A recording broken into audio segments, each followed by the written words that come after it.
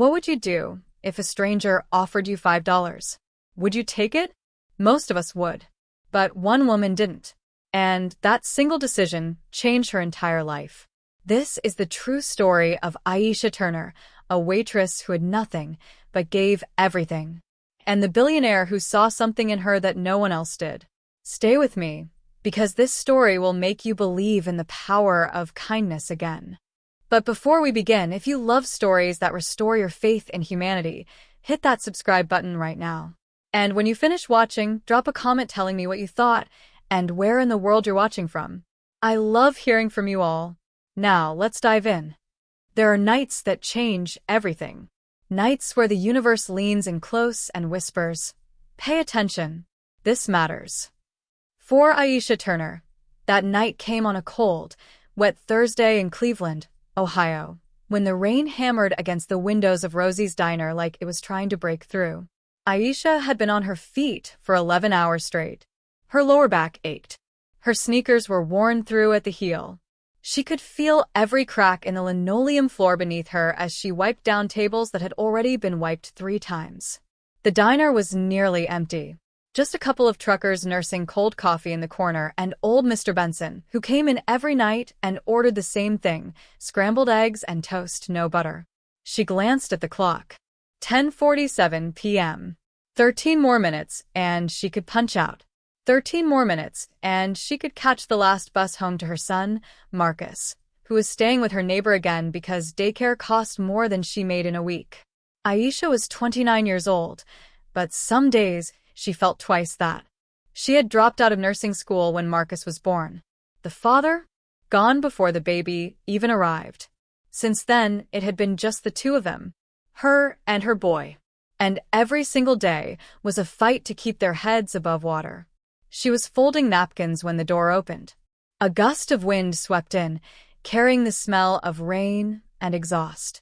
And then she saw him. An old man, maybe 70, maybe older.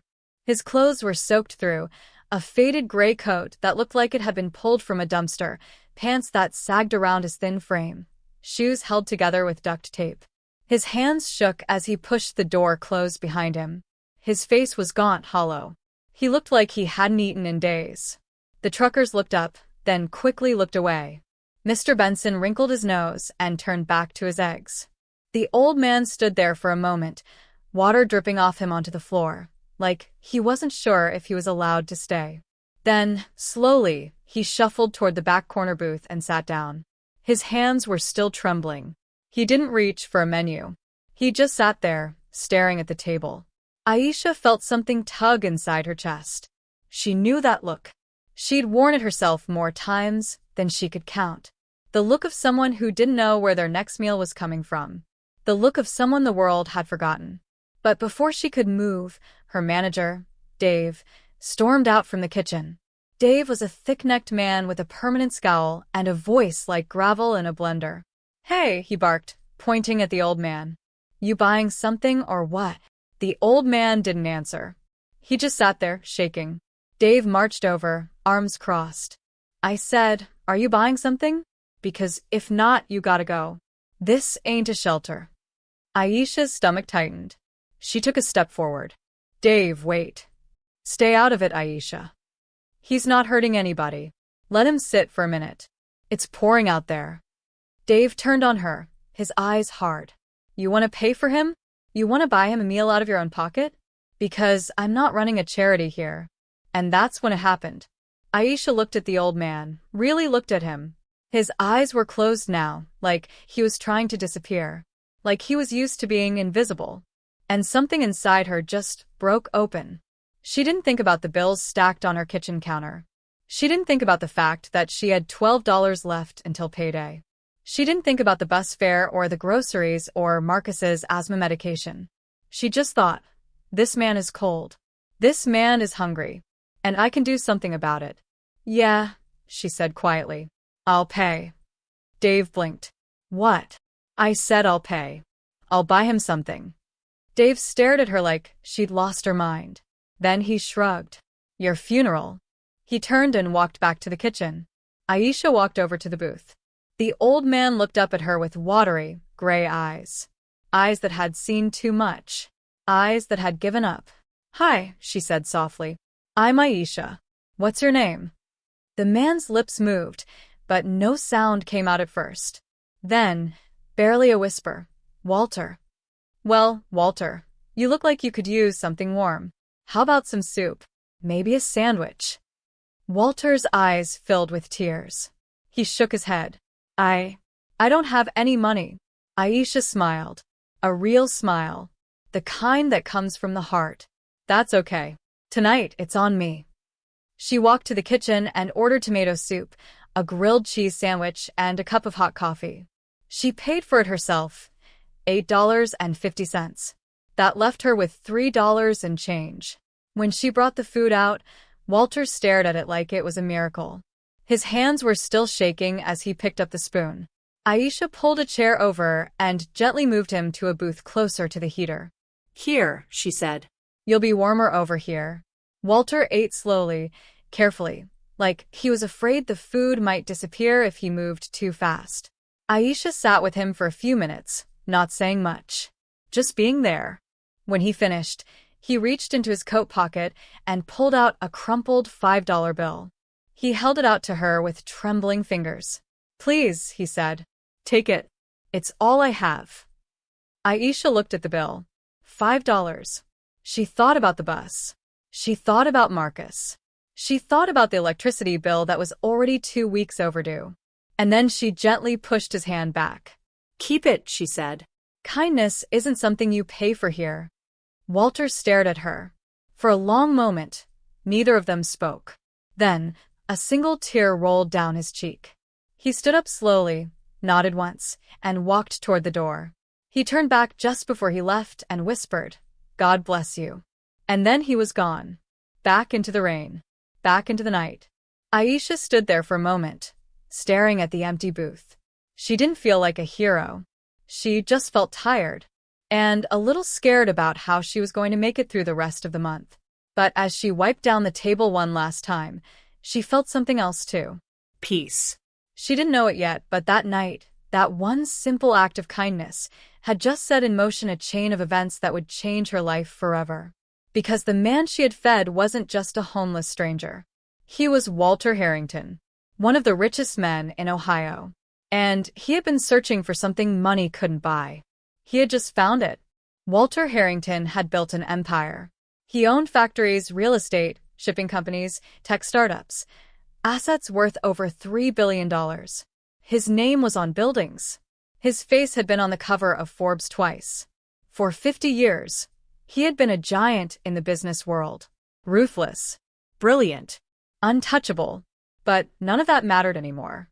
Because Walter Harrington was dying. The doctors had given him 6 months. Pancreatic cancer. Stage 4. There was no treatment, no miracle cure, no amount of money that could buy him more time. And for the first time in his life, Walter Harrington had to face something he couldn't control. His own mortality. At first he was angry. Then he was afraid. But eventually, as the weeks passed and his body grew weaker, he became something else entirely. Curious. He started thinking about his life. Really thinking. About all the deals he'd made, all the people he'd crushed to get to the top, all the years he'd spent chasing money and power. And he started wondering, what was it all for? He had 3 children. Richard, the oldest, was a lawyer who spent more time at the casino than in court. Victoria, his daughter, had married and divorced 3 times, each husband wealthier than the last. And Michael, the youngest, was waiting, barely hiding his impatience, for his father to die so he could cash in. Not one of them had called to ask how he was feeling. Not one of them had visited unless their lawyer told them to. Walter realized, with a cold clarity that hurt worse than the cancer, that his children didn't love him. They loved his money. And the moment he was gone, they would fight over it like vultures tearing apart a carcass. So Walter decided to do something radical. He decided to test the world. He wanted to know if there was any goodness left. Any kindness that wasn't transactional. Any human being who would help another person simply because it was the right thing to do. So he disguised himself. He put on old clothes, stopped shaving, stopped combing his hair. He walked the streets of Cleveland like a ghost. He went to churches, shelters, soup kitchens. He sat on park benches and subway platforms. And everywhere he went, people looked through him. Or worse, they looked at him with disgust. Doors were slammed in his face. Security guards told him to move along. People crossed the street to avoid him. One woman actually spat at his feet. Walter had expected some of this. But what surprised him, what broke his heart, was how complete the rejection was. No one stopped. No one asked if he was okay. No one saw him as a human being. Until that night at Rosie's diner.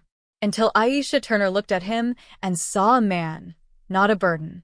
When she refused to take his $5, when she said, "Kindness isn't something you pay for here."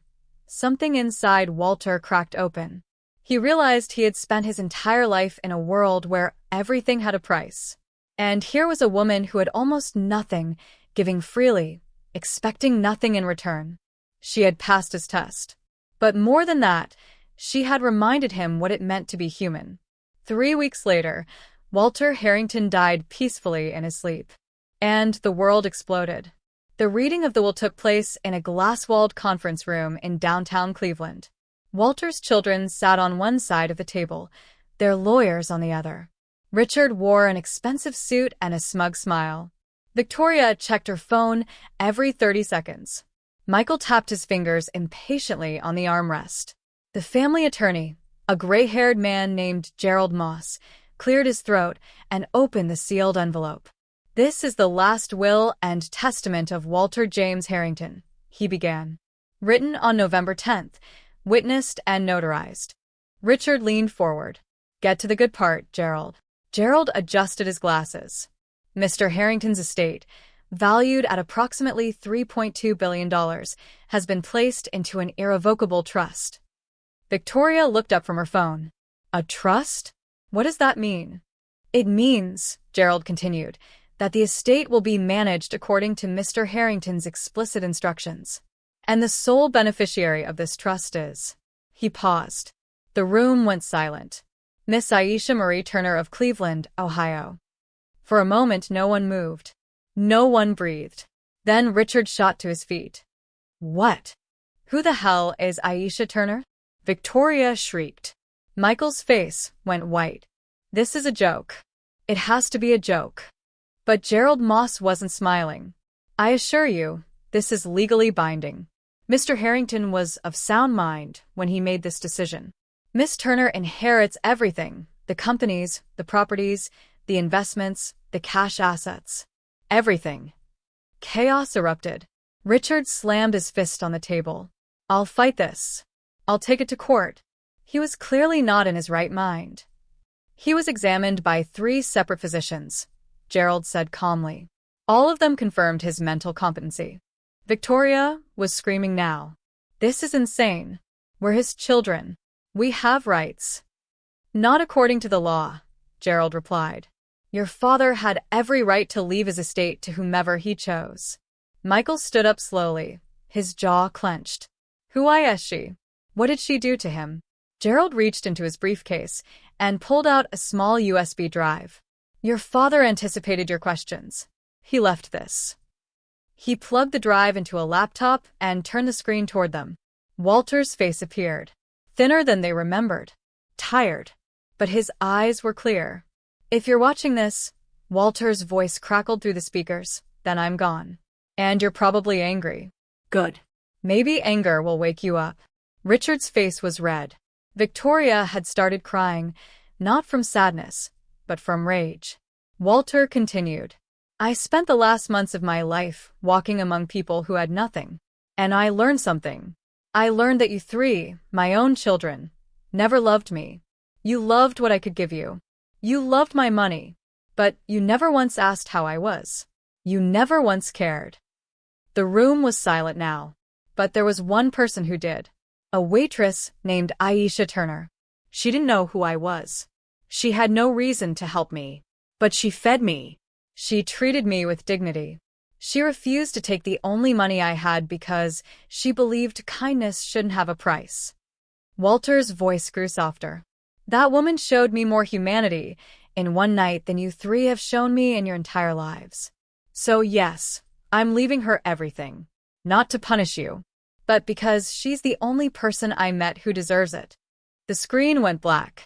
The story hit the news within hours. Billionaire leaves fortune to Waitress. $3 billion inheritance shocks Cleveland. Children cut out of will. Waitress inherits everything. Reporters camped outside Aisha's apartment. Her phone rang nonstop. Lawyers, journalists, distant relatives she'd never heard of, all of them calling, asking, demanding. Aisha sat on her couch, staring at the letter in her hands. The letter from Walter's attorney. The letter that said she was now responsible for $3 billion. She wasn't celebrating. She was terrified. Marcus sat next to her, confused. "Mama, what's happening?" Aisha pulled him close. "I don't know, baby. I really don't know." It took weeks for the legal dust to settle. The lawsuits were dismissed. The media moved on to the next story. And Aisha was left standing in the middle of a life she didn't recognize.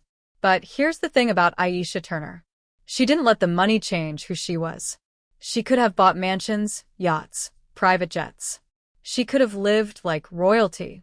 But instead, she did something different. She used Walter's fortune to help people. Real people. She protected the workers in Walter's factories, gave them better wages, better benefits. She funded homeless shelters across Cleveland. She opened childcare centers for single mothers like herself. She made sure Marcus would never have to worry about anything, but she also made sure he understood the value of kindness, not wealth. Aisha became the CEO of Walter's empire. And she ran it with the same compassion she had shown that rainy night in the diner. Walter had built an empire with money. Aisha rebuilt it with humanity. Years later, on the anniversary of Walter's death, Aisha stood in front of Rosie's diner. It had been bought, renovated, and turned into a community center. A place where anyone, no matter who they were, could get a warm meal, a safe place to sit, and a little bit of dignity. Above the door, a bronze plaque read, "Kindness isn't something you pay for here." In memory of Walter Harrington. Aisha stood there for a long time, Marcus beside her. He was older now, taller, but he still held her hand. "Do you ever think about him?" Marcus asked. Aisha nodded. "Every day." "Do you think he knew what would happen?" She smiled. "I think he hoped." And as the sun set over Cleveland, Aisha thought about that night. The storm. The stranger. The $5 bill she refused to take. One moment. One choice. One act of kindness. And it had changed everything. The end. Microphone closing message. So let me ask you, what would you have done? Would you have taken that $5? Or would you have done what Aisha did? Sometimes we think kindness doesn't matter. We think one small act won't change anything. But Aisha's story proves that's not true. One moment of compassion can ripple out in ways we can't even imagine. If this story touched you, do me a favor, hit that subscribe button right now so you don't miss more stories like this one. And drop a comment below. Tell me what you thought. Tell me where you're watching from. I love hearing from all of you. Remember, the world doesn't need more billionaires. It needs more people like Aisha. Be kind. Be generous. Be human. I'll see you in the next one.